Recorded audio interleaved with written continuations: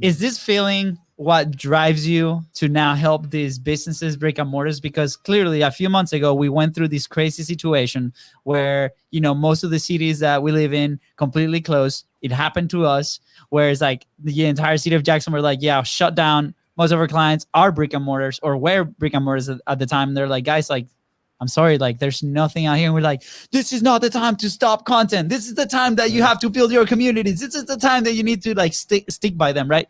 But a lot of people didn't see it that way. So is this why you guys are starting a Pivot with Profit? What's the desire behind it?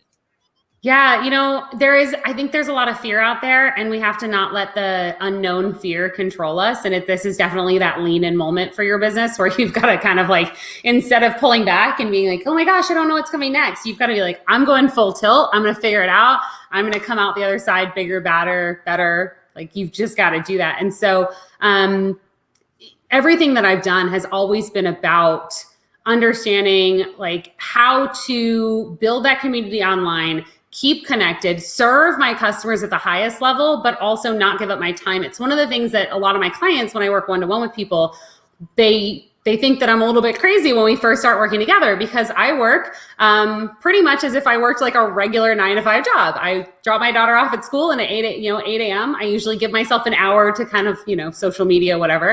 And then I work typically from like 9 to noon. I take an hour-ish to eat my lunch.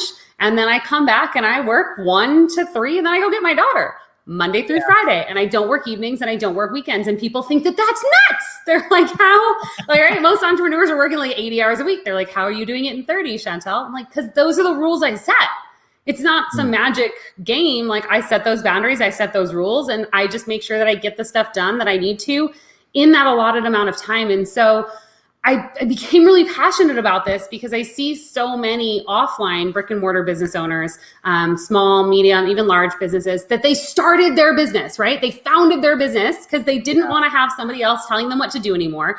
They wanted to probably make an impact in their community. They were passionate about the business that they started, and they wanted to have more time to be with their family, to give their family better lives and all this. And at some point, something happened, and now the business runs them. They're a slave to their business. They're a slave to their customers. If their customer needs to come in on a weekend, they're probably going to come in and show up. Like, they've got to be there. And so I thought, how do we help these businesses pivot online, still be able to keep some of their in-person customers, but especially with what's going on right now with COVID, like how do you still maintain that customer support, serve those communities, right, that you've built, and actually grow your business in a way that doesn't have to take up like not just more of your time, but can actually take up less of your time and energy. And so that's really where it was born. And I am super passionate about it because I will not defer my life. I will not give up my family time for my business. Not to say that I've never made an exception, but it's super rare. And I wish more people would take that into account and just, stop trading all of their time for money.